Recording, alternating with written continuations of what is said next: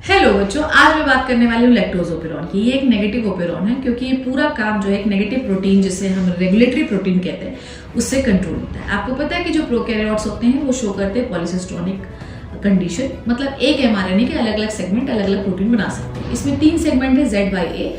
Z बनाता है beta glycosidase, Y बनाता है आपका परमीएज और ए बनाता है ट्रांस एसिटाइलेज। ये एंजाइम्स हैं, इनको कंट्रोल करता है इनका ऑपरेटर। और हर एक स्ट्रक्चरल जीन का एक प्रोमोटर होता है, एक ऑपरेटर होता है। इसी एमआरएनए में एक सेगमेंट है जो बनाता है रेगुलेटरी प्रोटीन, इसको भी कंट्रोल करता है इसका प्रोमोटर। तो सीक्वेंस पिपोजिया होता है। I hope this is clear to you. अब रेगुलेटरी प्रोटीन जिसे हम रिप्रेसर प्रोटीन कहते हैं वो इन तीनों सेगमेंट्स या तीनों जीन के ऑपरेटर पे जाके बाइंड होता है। तब तक ये तीनों जीन काम नहीं कर सकते। ऐसा तब होता है जब आपके ई-कोलाई के मीडियम में बहुत सारा ग्लूकोज है। इस समय पर लैक्टोज ओपेरॉन लैक ओपेरॉन बनता है। पर जैसे ही मीडियम में ग्लूकोज डाउन जाता है, लैक्टोज जो है सेल के अंदर हल्का सा आता है, वो लैक्टोज पकड़कर इस रिप्रेसर या रेगुलेटरी प्रोटीन को हटाता है ऑपरेटर से। ऑपरेटर बोलता है जेड वाई ए को कि एक्टिवेट हो जाओ, एंजाइम बनाओ। अब बीटा ग्लाइकोसाइडेज लैक्टोज को तोड़ेगा, परमीएज लैक्टोज को बोलेगा कि और अंदर आओ। इस तरीके से बैक्टीरिया लैक्टोज को यूटिलाइज करता है। पर जैसे ही उसका पेट भर जाता है या वापस से मीडियम में ग्लूकोज आता है, रिप्रेसर वापस से जाके ऑपरेटर पे बाइंड हो जाता है जेड वाई ए के, और जेड वाई ए फिर से शांत हो जाते हैं इसमें। तो आप शेयर कर लीजिए, शेयर कर दीजिए, क्योंकि इससे कम से कम 2 से 3 मार्क्स पक्के हैं।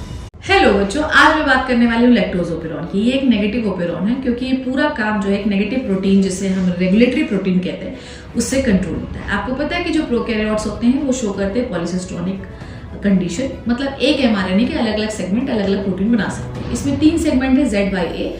जेड बनाता है बीटा ग्लाइकोसाइडेज, वाई बनाता है आपका परमीएज और ए बनाता है ट्रांस एसिटाइलेज। ये एंजाइम्स हैं, इनको कंट्रोल करता है इनका ऑपरेटर। और हर एक स्ट्रक्चरल जीन का एक प्रोमोटर होता है, एक ऑपरेटर होता है। इसी एमआरएनए में एक सेगमेंट है जो बनाता है रेगुलेटरी प्रोटीन, इसको भी कंट्रोल करता है इसका प्रोमोटर। तो सीक्वेंस पिपोजिया होता है। I hope this is clear to you.